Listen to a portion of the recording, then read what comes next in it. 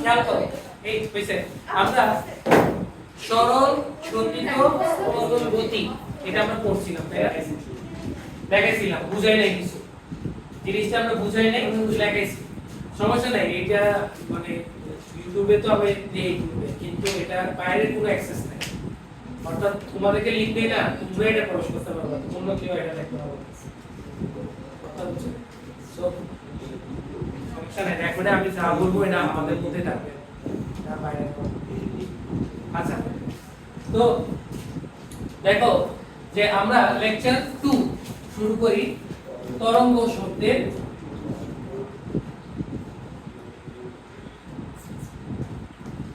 তরঙ্গ শব্দ আমরা কালকে স্পন্দন গতিটা বুঝছিলাম তাই না স্পন্দন গতি ছিল তার পর্যায়কালের অর্ধেক সময় একই দিকে আর বাকি অর্ধেক সময় তার বিপরীত দিকে গতিশীল তখন তাকে আমরা বলতাম স্পন্দন গতি তাই না তাকে আমরা কি বলতাম স্পন্দন গতি আজকে আমরা বুঝবো সরল সন্ধিত স্পন্দন গতি সরল সন্ধিত স্পন্দন গতি এটা আমরা একটু বুঝবো হ্যাঁ সবাই মনোযোগ দিয়ে বোর্ডে তাকিয়ে থাকো মনোযোগ দিয়ে বোর্ডে তাকিয়ে থাকো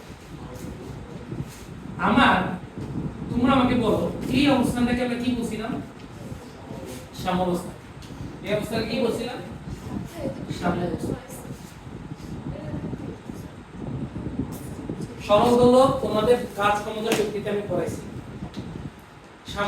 সাম্যাবস্থান থেকে আমি যদি 4 ডিগ্রি বা তার চেয়ে কম খেয়াল করো সাম্যাবস্থান থেকে আমি যদি তাকে 4 ডিগ্রি এই যে এই থিটার মান এটা যদি 4 ডিগ্রি সমান বা তার থেকে যদি ছোট হয় এই অবস্থানে যদি তাকে এনে আমি যদি ছেড়ে দেই তাহলে জিনিসটা কিভাবে দুলবে খেয়াল করো তো আমি এটা যদি আমার সাম্যাবস্থান হয় খেয়াল করো এই সাম্যাবস্থান 4 ডিগ্রি খুব ছোট না 4 ডিগ্রি খুব ছোট তো এই 4 ডিগ্রি অ্যাঙ্গেলে আমি সরাই দেব হ্যাঁ ছেড়ে দিলে সে এভাবে জাস্ট নরমালি সরল দোলক ভাবে এভাবে কম্পিত হবে না সে কি পুরো স্পন্দিত হচ্ছে এভাবে তো স্পন্দিত হচ্ছে না এটা যখন আমি খানিকটা বিচ্যুত করে আমি যদি ছেড়ে দেই এটাকে বিচ্যুতি বলে খানিকটা বিচ্যুতি করে মানে 4 ডিগ্রি বিচ্যুতি করে আমি যদি ছেড়ে দেই তাহলে এটা জাস্ট এভাবে নরমালি এভাবে জাস্ট দুলতে থাকে এবং দেখো এই দুলাটা মনে হচ্ছে না এটা সরলরৈখিক ভাবে দুলতেছে জিনিসটা সরলরৈখিক ভাবে দুলতেছে ভাবে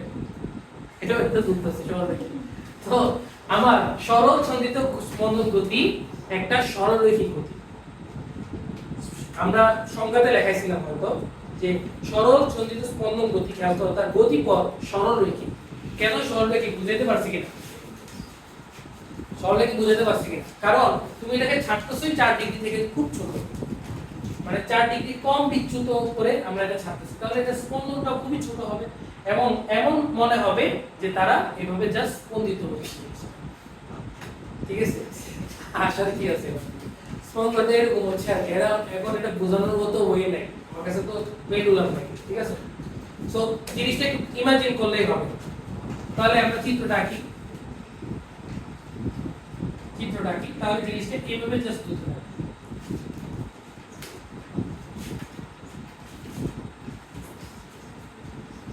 জিনিসটা এভাবে জাস্ট বুঝতে হবে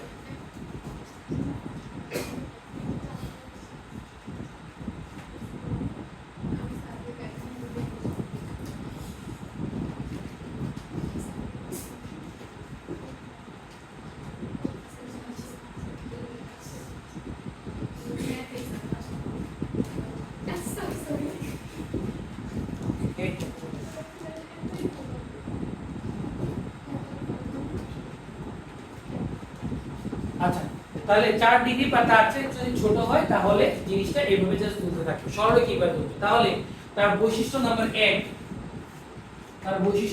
1 আমরা কি বলতে পারি যে এটি একটি সরলরৈখিক গতি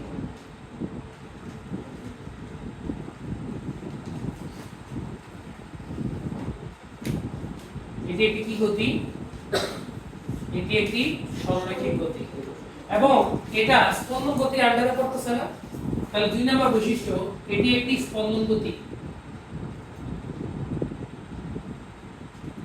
এটি একটি স্পন্দন গতি।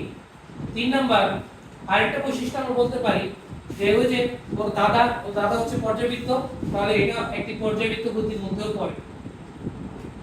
এটি একটি পর্যাবৃত্ত গতির মধ্যেও পড়ে। পর্যাবৃত্ত গতির মধ্যেও পড়ে। পিছন ফ্যানটা অফ করে দাও তো।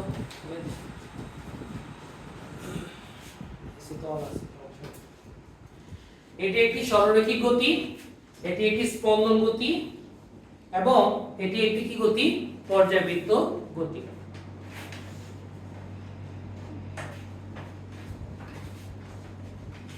কথা কি বুঝাতে পারছি?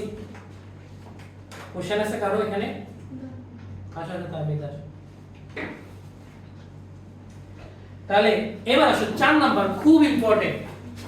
4 নাম্বার বৈশিষ্ট্যটা খুব ইম্পর্টেন্ট, একটু মনোযোগ দিয়ে জিনিসটা একটু বোঝার চেষ্টা করব। হ্যাঁ, 4 নাম্বার খুব ইম্পর্টেন্ট একটা টপিক, খেয়াল করো।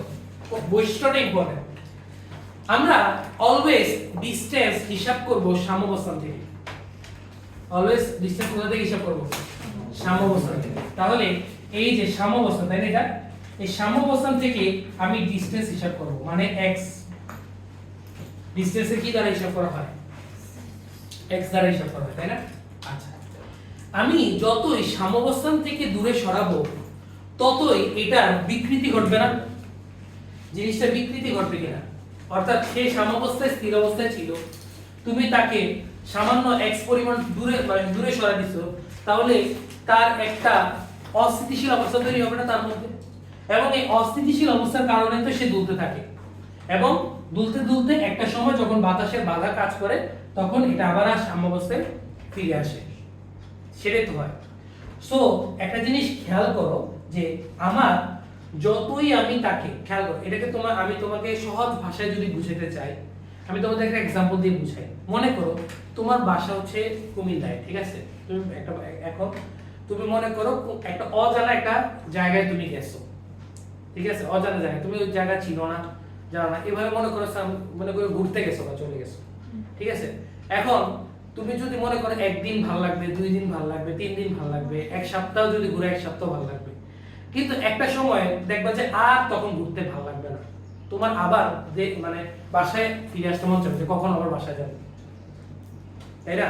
মনে করো আমরা যারা ভার্সিটিতে পড়ি, মনে করো ঢাকায় যারা পড়ি, আমরা যখন ঢাকায় চলে যাই তখন কুমিল্লার কথা অনেক মনে আসে যে কখন আমার বাসায় আসবো, কুমিল্লা আসবো, তোমাদের সাথে দেখা হবে, কখন আমার ঢাকা, কারণ ঢাকায় তো প্যারা, মানে আমার পড়ালেখার প্যারা আছে, প্রচুর বুঝোই তো জিনিসপাতি। সো আবার চিন্তা আসছে কখন আমি কুমিল্লা আসবো।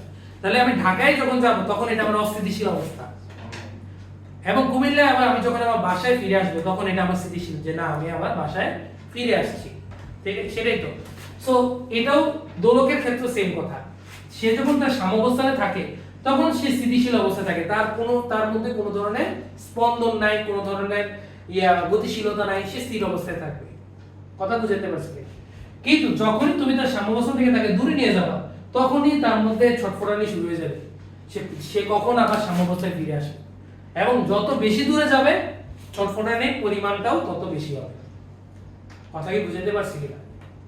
তো আমার x এর মান যত বেশি হবে তত স্পিডে সে সাম্যাবস্থানে ফিরে আসতে চাইবে, তত বেশি সে সাম্যাবস্থানে ফিরে আসতে চাইবে। এবং খেয়াল করো এখানে আমার যে ফোর্সটা তাকে সাম্যাবস্থানে ফিরে আনে সেটাকে আমরা বলতাম প্রত্যয়নী বল। পড়াইছিলাম কি স্প্রিং এর মধ্যে?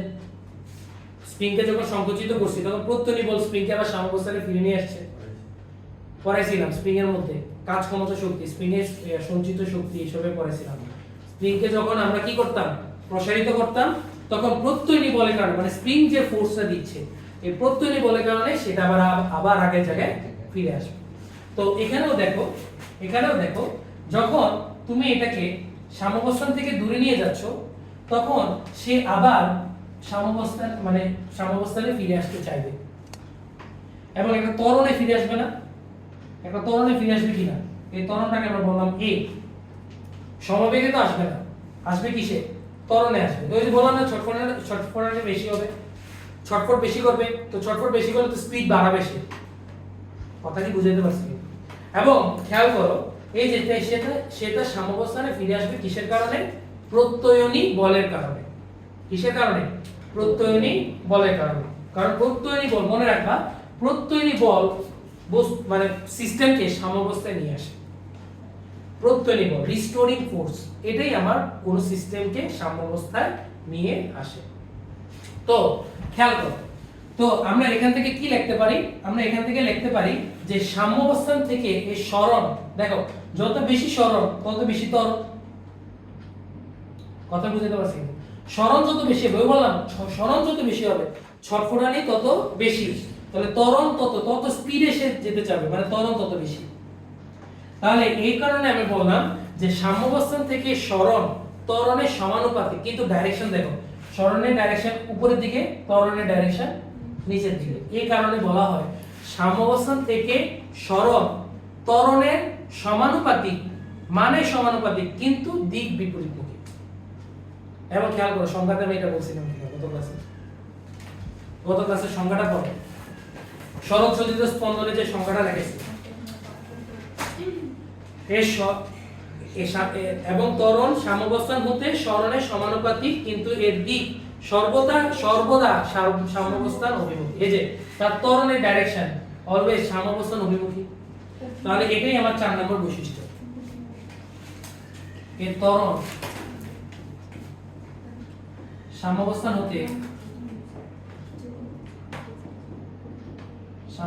হতে এর সরণের মানের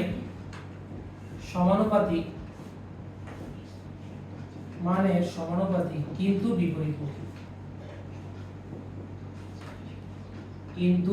বিপরীতমুখী।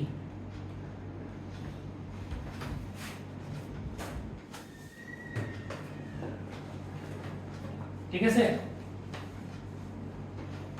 এবং 5 নাম্বার সেম জিনিস, যে এর ত্বরণ সর্বদা কোন ডাইরেকশনে কাজ করবে? ত্বরণ অলওয়েজ কোন ডাইরেকশনে কাজ করবে? সাম্যাবস্থান অভিমুখী, সাম্যাবস্থানের দিকে, সাম্যাবস্থান অভিমুখী। 5টা বৈশিষ্ট্য।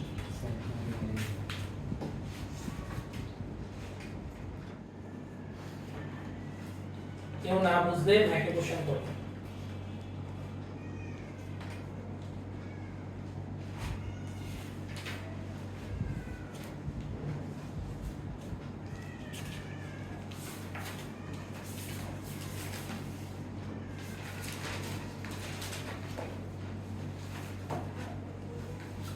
কেউ না বুঝলে ভাইকে কোশ্চেন করো, কোনো অংশ যদি না বুঝো ভাইকে কোশ্চেন করো।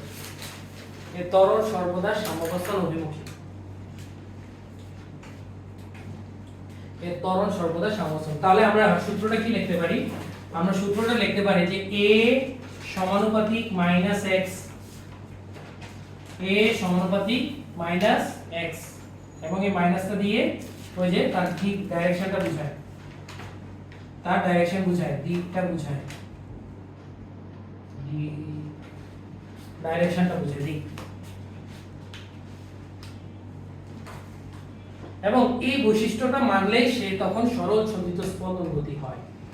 সে যদি এই বৈশিষ্ট্যটাই মেনে চলে তখনই এটা আমার সরল সন্ধিত স্পন্দন গতি। ইংলিশে আমরা এটাকে বলি সিম্পল হারমোনিক মোশন। স্পন্দন গতিকে বলি শুধু হারমোনিক মোশন, আর সরল সন্ধিত স্পন্দন গতিকে বলি simple harmonic motion. Short form আমরা ইউজ করব SHM, simple harmonic motion, SHM, SHM। কেউ না বুঝলে ভাইকে বলো, কোনো কোশ্চেন থাকলে ভাইকে বলো, কোনো কিছু না বুঝলে ভাইকে বলো জিনিসটা কি হবে। 5টা বৈশিষ্ট্য মনে থাকবে তো? কারো কোনো কোশ্চেন আছে? পারলে আমরা পারবো না এখান থেকে? পারবো কিনা? পারা উচিত, ঠিক আছে, পারা উচিত। আমরা এখান থেকে একটা সূত্র আমরা বের করতে চাই, SHM মানে সিম্পল হারমোনিক মোশন। এটার শর্ট ফর্ম হচ্ছে SHM, সিম্পল হারমোনিক মোশন। ঠিক আছে, লিখে রাখো যারা না লেখো নাই, সিম্পল হারমোনিক মোশন বা SHM বা SHM। এখান থেকে আমরা একটা সূত্র বের করতে চাই। কি বের করতে চাই? সূত্র বের করতে চাই, আমরা একটা সূত্র প্রমাণ করব। লেখো সবাই, প্রমাণটা তোমাদের বইয়ে নাই, আমরা এটা প্রমাণ করব। চলো একটা সূত্র প্রমাণ করি। তোমাদের উপাংশ পড়াইছিলাম না? উপাংশ তো পড়াইছি, যার সাথে থিটা তার সাথে কি হয় cos, এগুলো একটু মনে রাখতে হবে। হ্যাঁ, যার সাথে থিটা তার সাথে cos, এগুলো একটু প্রমাণের জন্য লাগবে। আমরা একটা সূত্র প্রমাণ করব। প্রমাণ, আমরা চাচ্ছি এটা পর্যায়কাল বের করতে। কি বের করতে? এটা পর্যায়কালটা বের করতে। পর্যায়কাল কি ছিল বলো তো? কালকে পড়াইছি। এখান থেকে যাত্রা শুরু করে আবার এই পয়েন্টে আসতে যে সময় লাগে, এখান থেকে যাত্রা শুরু করে আবার মানে একবার স্পন্দন মানে এখানে ওই পাশে গিয়ে বিপরীত পেশে যখন আসবে তখন যে সময় লাগে তাকে আমরা কি বলি? পর্যায়কাল। ক্লিয়ার? আচ্ছা, এবার আসো আমাদের একটু জিনিসটা একটু ভালো করে জিনিসটা বুঝতে হবে, মনোযোগ দিয়ে জিনিসটা একটু দেখি। আমরা আগে বুঝি যে কৌণিক বেগটা আসলে কি। মানে প্রমাণের জন্য একটা এক্সট্রা একটা কনসেপ্ট লাগবে, সেটা হচ্ছে কৌণিক বেগ। মানে কৌণিক ঘুরতেছে তার ভেলোসিটি, কৌণিক ভেলোসিটি। আমরা তো রৈখিক ভেলোসিটি পড়ছি, মানে রেখা বরাবর যে বেগ সেটাকে আমরা ভি দ্বারা প্রকাশ করছিলাম। কিন্তু কৌণিক বেগ মানে যে ফ্যানটা যে ঘুরতেছে কত বেগে ঘুরতেছে সেটাকে আমরা বলি কৌণিক বেগ। এবং খেয়াল করো কৌণিক বেগ এটার সূত্রটা হচ্ছে কৌণিক বেগ ওমেগা ওমেগা সমান আমরা সূত্রটা জানি, ওমেগা সমান আমরা সূত্রটা জানি 2π/t। ওমেগা সমান আমরা সূত্রটা জানি 2π/t।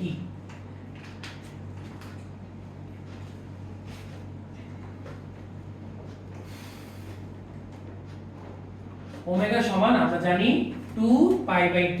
টিটা কি আমার পর্যায়কাল, টিটা আমার কি পর্যায়কাল। তাহলে ওই যে একবার যদি ঘুরে তাহলে কত পাই ঘুরে? 360 ডিগ্রি ঘুরে না?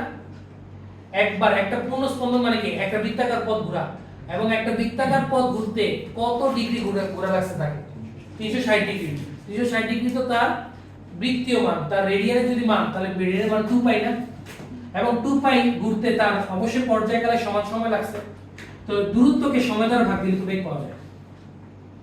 কঠিন কোনো সূত্র এটা না, এগুলো তোমরা ইন্টারে আরো করবা, কিন্তু আমরা যে প্রমাণ করতেছি প্রমাণের জন্য আমাদের এইটা লাগবে সূত্রটা, ওমেগা সমান 2π/t। ক্লিয়ার? আচ্ছা, এবার আসো যে আমার এই যে এই যে ত্বরণ এটা আসতেছে, এটা কেন আসতেছে? এটা কি কারণে আসতেছে? মানে এটা উৎসটা কি?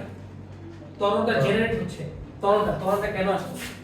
কিসের কারণে আসতেছে? আমরা একটু দেখি। হ্যাঁ, দেখো আমার জিটা কোন দিকে কাজ করে? জি বস্তুর ওজনে জি কাজ করে কোথায়? কারণ নিচের দিকে,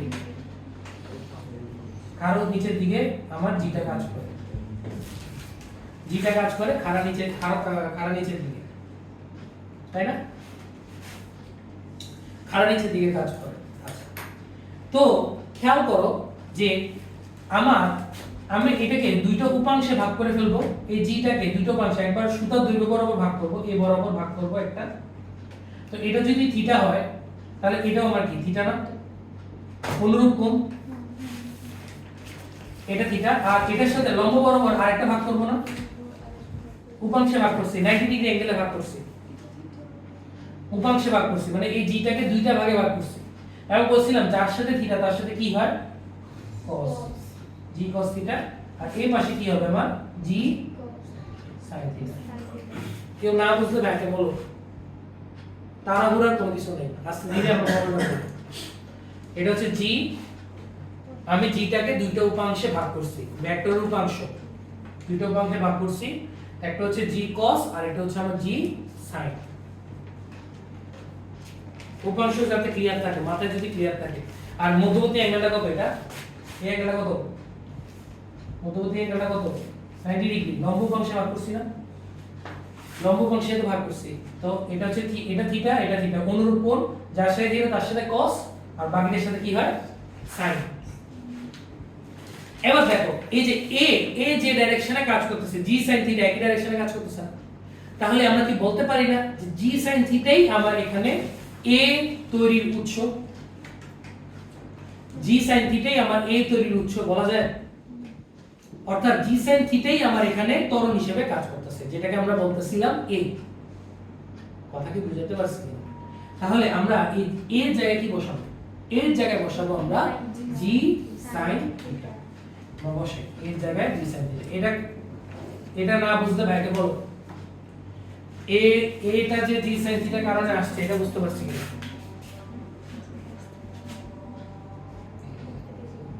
ও তোমরা তো বল পড়ো নাই, এই কারণে তোমাদের মাথার উপর দিয়ে কিছু চলে যাচ্ছে। আচ্ছা ভেক্টর উপাংশ তোমরা যখন বল পড়াবো তখন এটা ক্লিয়ার হবে, ঠিক আছে? আচ্ছা ভাইয়া, এটা যে এদিকে তাইটা জি sin থিটা হইছে, যে cos থিটা হয় নাই, মানে এটা ওদিকে নাই তাই।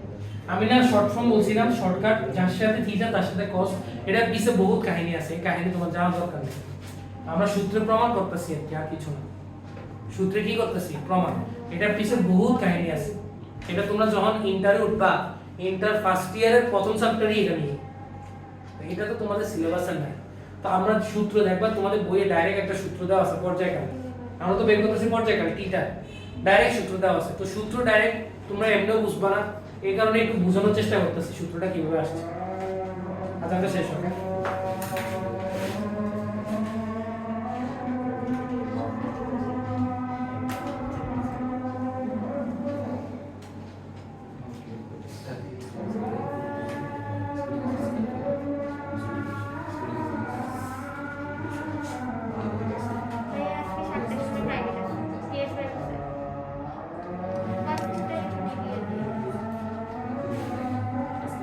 আচ্ছা সমস্যা নেই, ঠিক আছে।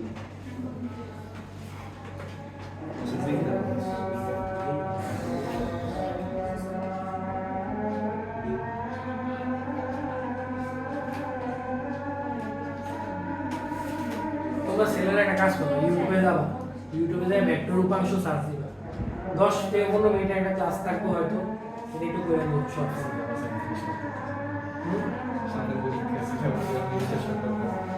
ওমা আমি শেষ করে দেবো।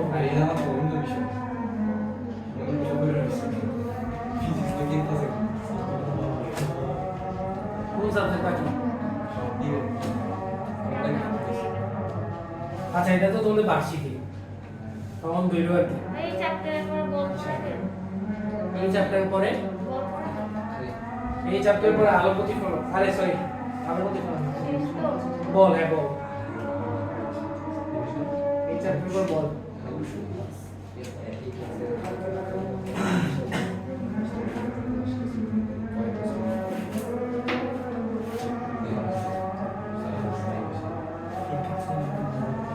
এই মেয়েরা তোমাদের পড়াইছিলাম না ভেক্টর উপাংশ, বল করছো দেখি।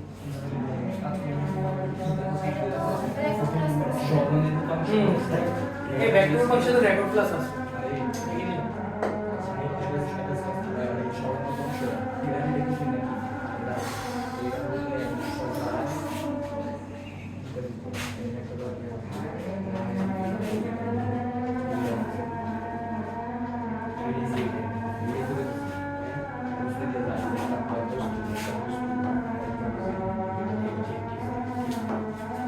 কথা বলবো না।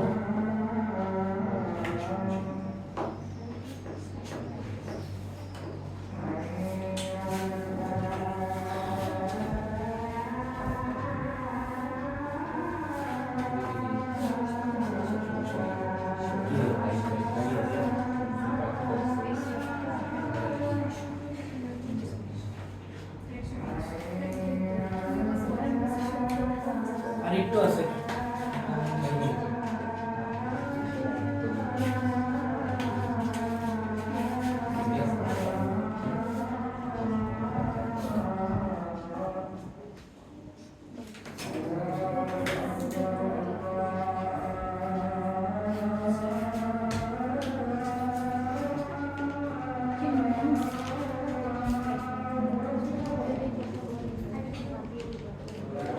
এই দেখো হইছে, মনোযোগ মনোযোগ দেখো, a সমানুপাতি মাইনাস x, a মানে a এর যে a কার কারণে আসছে? g sin থিটার কারণে, তাই না?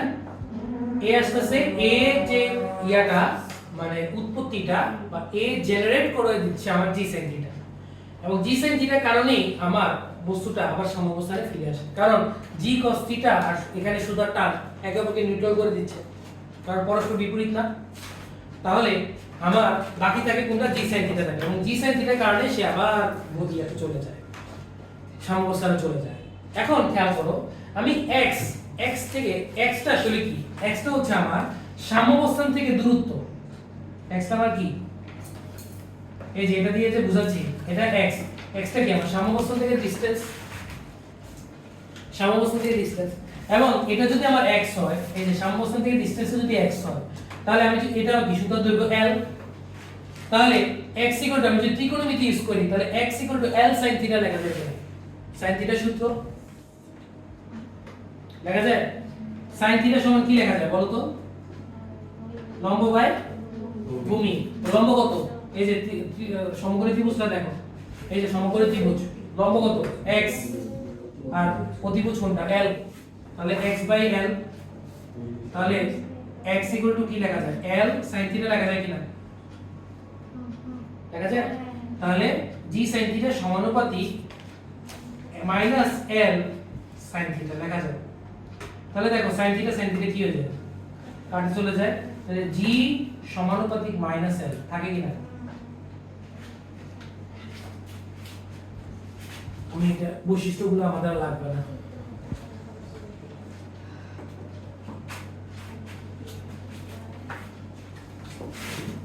লেখা যায় g সমানুপাতিক মাইনাস l, সমানুপাতিকের জায়গায় আবার সমান চিহ্ন আনবে, তাহলে কি আসবে, একটা ধ্রুবক আসবে। ধ্রুবকটা হচ্ছে, খেয়াল করো, ধ্রুবকটা হচ্ছে মাইনাস ওমেগা স্কয়ার l, এটা হচ্ছে আমার ধ্রুবক কনস্ট্যান্ট, ওই যে কৌণিক বেগটাই কনস্ট্যান্ট, কৌণিক বেগটাই আমার এখানে কনস্ট্যান্ট। যদি সমানুপাতিকের জায়গায় সমান চিহ্ন আনি, তাহলে এটা কি আসবে, ধ্রুবক আসবে। ধ্রুবকটা হচ্ছে মাইনাস ওমেগা স্কয়ার। তো আমি যদি শুধুমাত্র মান নিয়ে কাজ করি, তাহলে ওমেগা সমান কি লেখা যায়, শুধু মান, মাইনাসটা বাদ চলে যাবে, শুধু মান নিয়ে কাজ করলাম, কারণ মাইনাস তো ডাইরেকশন বোঝায়, তাই না। তো আমি শুধুমাত্র কি নিয়ে কাজ করব, শুধুমাত্র মান, শুধু মান বিবেচনা করলে, শুধু মান বিবেচনা করলে ওমেগা সমান কি আসে, √g বাই l আসে না। ওমেগা স্কয়ার মানে g বাই l, আর ওমেগা মানে রুট কত g বাই l।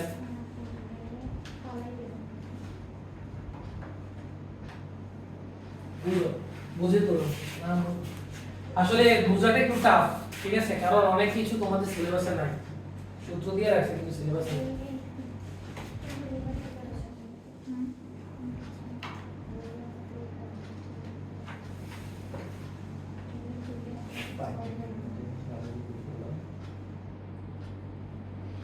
শুধু যদি মান বিবেচনা করি, তখন আমার ওমেগা সমান আসে √g বাই l।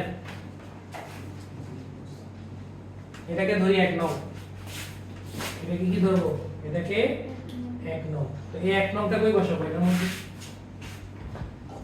1 নংটা কই বসাবো, এটার মধ্যে, তাহলে বসাই। তাহলে সুতরাং p সমান, বা p সমান লেখা যায় 2 পাই বাই ওমেগা,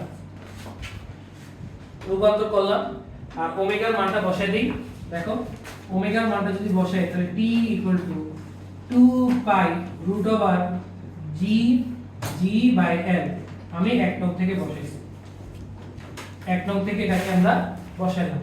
তো এটাকে যদি উল্টাই দেই, তাহলে উল্টে লিখে আসে t 2 pi √l by g, এটা বলতে একটা সূত্র, এটাই সরল দোলকের পর্যায়কালের সূত্র, t 2 pi √l by g। প্রমাণ যদি না বুঝো, প্রমাণ বোঝার দরকার নাই, সূত্রটা মনে রাখলেই হবে। তোমাদের দেখাই তাহলে বুঝবো, তোমার বই খুললে দেখো, তোমাদের বই খুললেই প্রথম পেজ, পেজ তো জানি না আমার পুরান বইটা, তোমার বই খুললেই দেখবা দুইটা সূত্র দেওয়া আছে, দুইটা সূত্র দেওয়া আছে কিনা, এখানে একটা সূত্র, এই যে লাল কালি দিয়ে, এটা একটা সূত্র, এটা একটা সূত্র, সূত্র দেওয়া আছে। প্রমাণ আছে, কোনো প্রমাণ আছে? ফিজিক্সে সূত্র প্রমাণ যদি না বুঝো, তাহলে সূত্র মুখস্থ করে লাভ নাই, মজা পাবে না ফিজিক্স করে। তো প্রমাণটা এই কারণে দেখাইলাম, এইভাবে আসছে। t is equal to 2 pi root over l by g। l দ্বারা কি বোঝায়? l দ্বারা সুতার দৈর্ঘ্য আর g দ্বারা বোঝায় অভিকর্ষজ ত্বরণ। ঠিক আছে, l দ্বারা বোঝায় সুতার দৈর্ঘ্য, g দ্বারা বোঝায় অভিকর্ষজ ত্বরণ। কথা কি তুমি জানতে পারো? এই 5 মিনিট থিওরি বুঝা শেষ। আমরা একটা ম্যাথ করব, জাস্ট ছোট একটা ম্যাথ করব, এবারে ছুটি আসবে। ম্যাথটা সমস্যা নেই, রেকর্ড থেকে দেখে নিই। হ্যাঁ আছে এখন। ক্লিয়ার কি না? t is equal to 2 pi root over l by g। l দ্বারা বোঝায় সুতার দৈর্ঘ্য,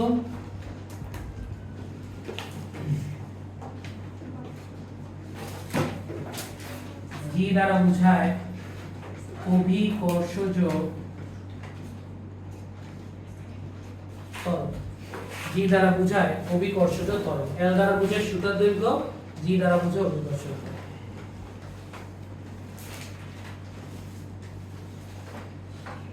ক্লিয়ার কি না? দেখো কোশ্চেন থাকলে ভাইকে বলো। আমি আবার একটু বুঝাই, একটু রিক্যাপ করি তোমাদের জন্য, বা না বুঝলে রেকর্ড তো করা আছে, রেকর্ড দেখে বুঝবা। আমার এই যে জি কাজ করতেছে খাড়া নিচের দিকে, জিটাকে দুটো অংশে ভাগ করলাম, দুটো অংশে ভাগ করে ফেললাম। একটা হচ্ছে জি cos আর একটা হচ্ছে জি sin। শর্টকাট মনে রাখবো cos কোথায় হবে, sin কোথায় হবে, এটা তো প্যারাটা লাগবে। মনে রাখবা যার সাথে অ্যাঙ্গেল ধরবা তার সাথে cos, যার সাথে অ্যাঙ্গেল ধরবা। অ্যাঙ্গেল কার সাথে ধরছি? এই রেখার সাথে ধরছি না, তাহলে এখানে cos, বাকিটার সাথে কি হবে? sin। আচ্ছা এটা গেল। তাহলে দেখো এই জি sin থিটা যে ডাইরেকশনে, এই কি একই ডাইরেকশনে কাজ করে না? একই ডাইরেকশন। তাহলে a সমানুপাতিক মাইনাস x, এটা তো বুঝছি। ওইখানে a এর জায়গায় আমরা কি বসালাম? জি sin থিটা বসালাম, কারণ a জেনারেট করে দিচ্ছে, a আসতেছে জি sin থিটাটা হবে, জি sin থিটাই তাকে টানতেছে।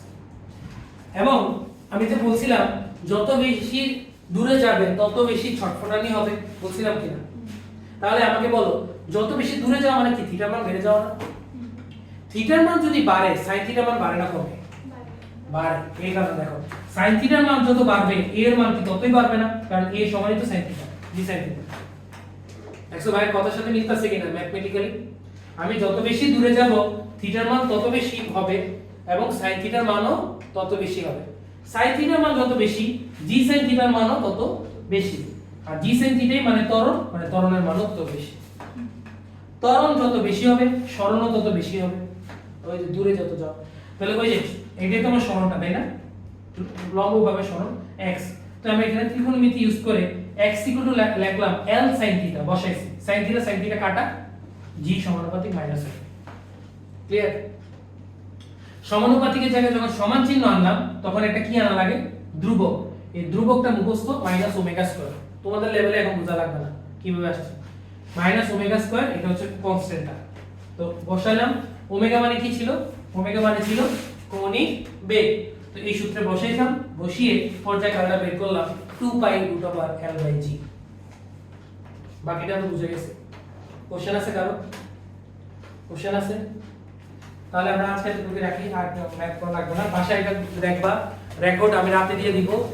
যদি সময় পাও রেকর্ডটা দেখে কালকে আসো, ঠিক আছে? রেকর্ডটা দেখে কালকে আসো, তাহলে আরো ফ্রি হবে।